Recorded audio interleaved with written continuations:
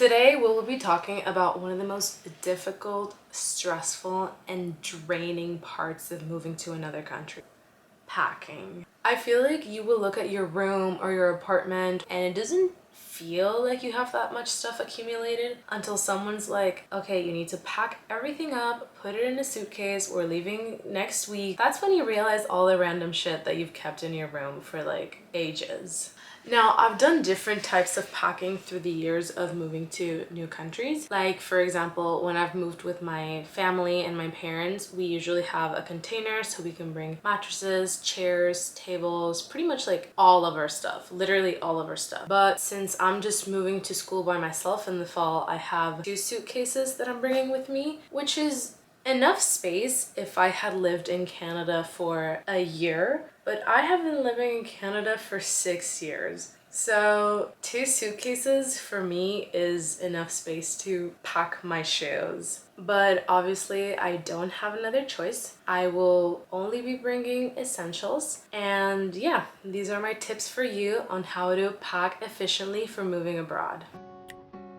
If you haven't used something in the past year, believe me, you won't ever use it and you don't need it. It doesn't matter if it's shoes, clothes. Also, if you have things that you haven't taken out of the box since you bought them, you need to get rid of it. It's not worth using the limited space in your suitcase for these things. You need to stop making excuses for when you might need a unicorn onesie or a plastic glittery beanbag or like a bazillion fuzzy socks. Stop making excuses for the 2% of the situations in your life where you might be needing this stuff, and really think about the stuff that you will need on your everyday life. Packing for a move is about classifying what is and isn't essential for your life. You are about to start over. You have to let go of all the extra unnecessary baggage to be able to move forward feeling lighter and having your priorities better defined. Vacuum sealed packing. This is my favorite tip in the book and something that I haven't been doing all my moves, which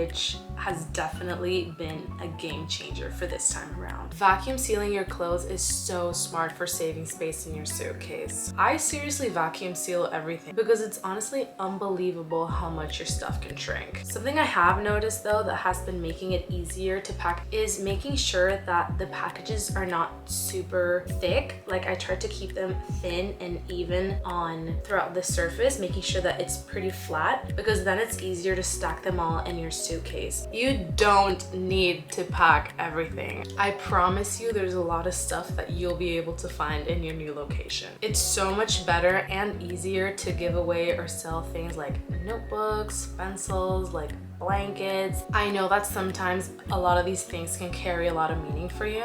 And I'm not saying like, you know, dump handmade gifts or like sentimental gifts that people had made for you. I'm saying things like if you buy decor at like IKEA, or if you like order things on Amazon or like online, this is a lot of stuff that can be replaced. So it's not worth putting it in your suitcase and taking up that space, because you can easily find it at the next place that you'll be going to. So like I was saying about getting rid of stuff and giving it away or selling it, you should consider donating your stuff to Value Village, or if you don't want to donate your stuff, like you could even sell it on Marketplace. But it's so important to give all these objects a second life. Like, a lot of the times it's stuff that's not broken, it's stuff that still works, it's just that you don't need it anymore. But some people might benefit from having all these things. Even giving it away to your friends if you know that they've been looking for something like that for a while. And some other things I've tried selling on Marketplace, or I have sold on Marketplace, which is actually a great way of making cash that you can then reinvest for your new home.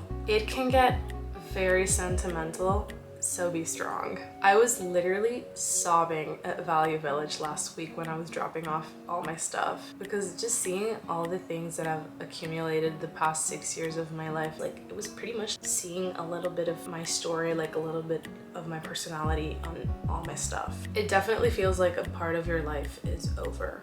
Which is true. Like, a part of your life is ending, but that's not necessarily a bad. There's gonna be different stages of your life that are gonna be very meaningful, that are gonna bring a lot of growth, that are gonna bring you so many new friends, new people, bad memories, good memories, and they're obviously gonna hold a lot of meaning in your heart. Personally, I hold on to a lot of memories through objects. For instance, like all my CDs from when I was younger, or like some of my favorite books that I gave away last week. I look at these things and I'm reminded of moments listening to music with my friends, or the books that I was reading while I was going through difficult moments in my life. And getting rid of those objects was making me feel like I was gonna forget all those memories. But I think that you can't hold on to material things for those memories. Like, you need to think about all the new memories that you will be creating in your new country. But you know, for that, you need to make space for the new special moments that you will be having. Anyways, I hope that these tips were useful for you. And if you have any other tips or advice that you want to add, let me know down in the comments. Thank you so much for watching, and I'll see you next week. Bye!